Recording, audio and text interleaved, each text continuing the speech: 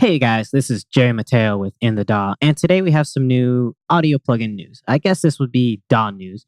Recently, I got my hands on Bitwig Studio, thanks to our friends over at recordingsoftware.com, and it's pretty cool. I've noticed that it's a culmination of like FL Studio, Ableton, and Studio One.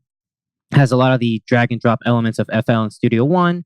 It has the MIDI editing and the little tracks and stuff that you have in Ableton where you can have little loops and clips. And then if you actually just scroll down here, you can see how you actually pretty much are able to view your plugins like Ableton, how it has these little drop-down menus right around here. But earlier last week, they announced that they're going to be coming out with their Bitwig Studio 3. If we just look at the announcements, from what I've understood and from what I've read, they've expanded the device views, meaning that you're going to actually have the ability to look at your plugins in a bigger window, which is something I've always had a problem with Ableton, how it's so small, and when you make it big, it looks kind of ugly. I like how it basically expands everything so you can see the LFOs and the modulation from everything. They're going to have new time signature changes, meaning you're going to be able to change it up and probably do a lot of automation for it, which is awesome. They have new and improved time stretching from Z-Plane's Elastic algorithms. And it looks like you're going to actually be able to have really smooth kind of curves to slowly bring it into or out of and make things more abrupt or any way you really want, which is awesome. This reminds me a lot of Studio One's automation, how you can curve things in and out. Instrument effect selectors, let's see, instrument selectors and effect selectors are layering devices for transitioning into exclusive sounds. Only one layer can be played at a time and other layers are inactive to both your ears and your processor's load. We have voice stacking. They've added new voice stackings. And basically, if you're doing like recordings, stacking of vocals would be you would record several of the same vocal into different takes. And each one is going to sound a little different, even though it's the same thing. So it gives you a nice, thick, lush, chorusing kind of sound.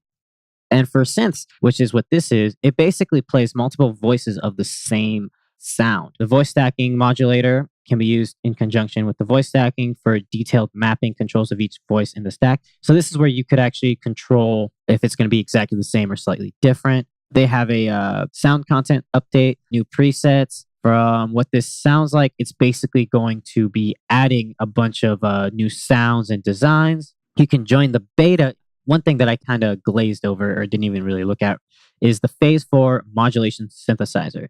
So this is looking like a brand new synthesizer they're adding. Let's read this. Meet Phase 4, a 4 oscillator synthesizer, which is pretty cool, powered by phase modulation and phase distortion, drawing inspiration from legendary digital synths like the Yamaha DX7.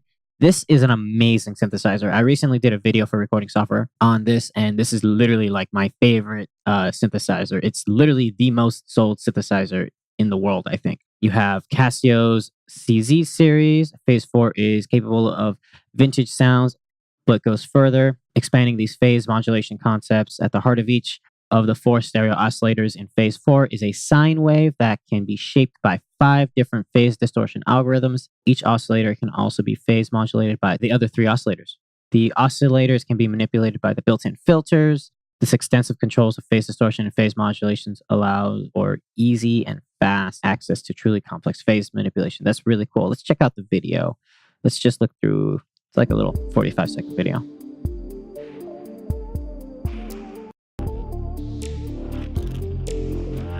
This is their Phase 4. Look, see what I'm talking about is right here. I'm really digging the view that it has. Looks like I can't open it in full screen in this. So you got Phase 4, just looking really, really cool. New time stretch modes, new signature changes. It looks like you can automate stuff. And this, I love how the plugins come out at you now. You can actually see everything. It's basically full screen, voice stacking, instrument selectors. Pretty cool. So overall, I'm actually pretty hyped about this. I'm looking forward to this. Like I said, I'm really new to using Bitwig, and I don't use it very often, but I do like the way that it works and looks. So if this comes out to be a really powerful update, I might end up using Bitwig. And let me know if you guys want to see any videos in Bitwig. We can totally do something like that. Anyway, that's going to be it for today's video. This is Jerry Mateo with In the DAW, and I will see you guys next time.